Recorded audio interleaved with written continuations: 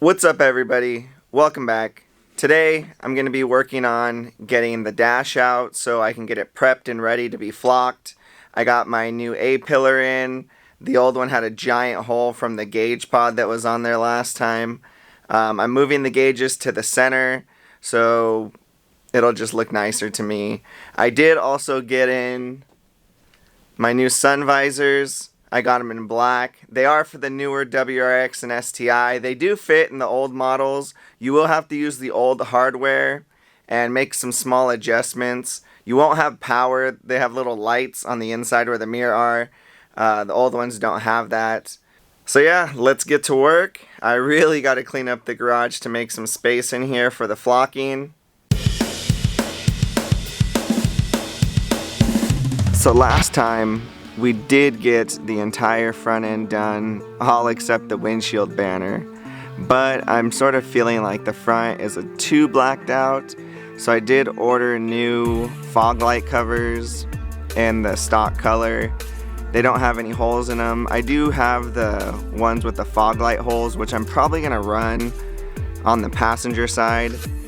I have the Cobb air box, but I'm thinking about going a cold air intake because my intake temps are like through the roof this summer. So you can see the progress on the interior.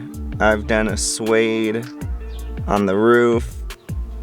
I've wrapped and painted the dome light, map light, the B pillars and C pillars. I just painted them a flat black. And if you go to the very back, I guess you'd call it the rear dash, I did in suede also. That rear center brake, just painted it flat black. I do need to do the rear seats, but I don't know if I want to delete the seats or just get them reupholstered. So here you can see I got the driver's side sun visor in. Everything mounts up really well. I think I still got to screw it all the way in, yeah. The only issue you're gonna run into is where it clips on.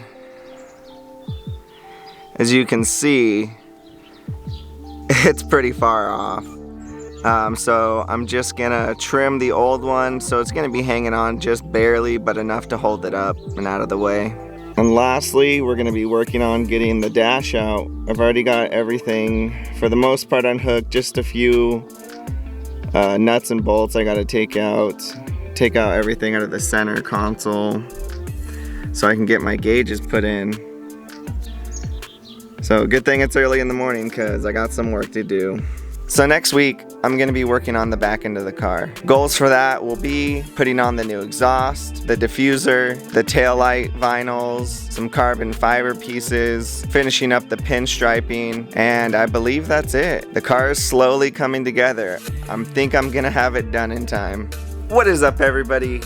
Welcome back. Today we are gonna be turning this into this. Long awaited.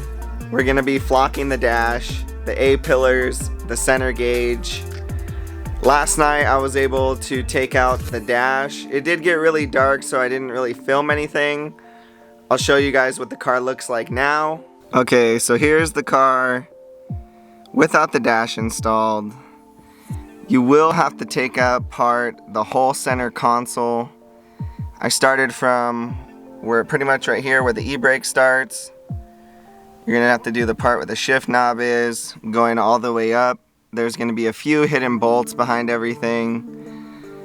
Don't forget to unhook your battery so the airbag's not going off in your face.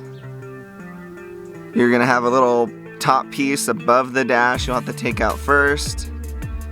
Don't be scared of all the wiring. It's pretty easy. Most of it's just your stereo. So all of these wires are just from my previous gauge pod that was up here on the A-pillar. So that stuff's just gonna get rerouted to the center. Again, everything that's down here in the center is pretty much stereo, things like that, your AC. You're gonna have your trunk light over there and the airbag sensor. And really that's about it for wires. Like, you don't really have to worry about too much. pretty easy. The nice thing about taking the dash out is I'm gonna be able to fix up all this wiring, reroute a few things, and just clean it up.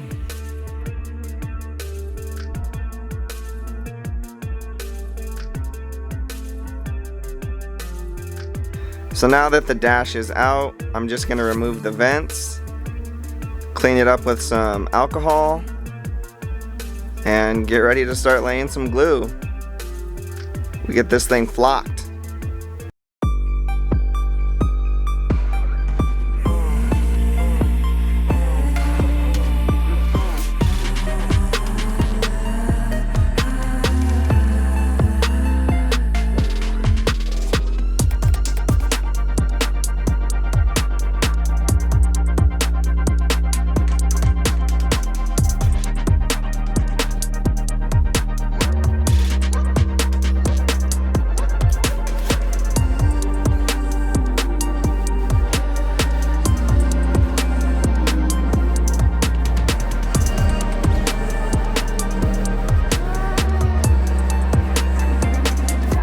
Shout out to the homeboy Charlie for coming through and helping me lay the glue down in time to flock the dash.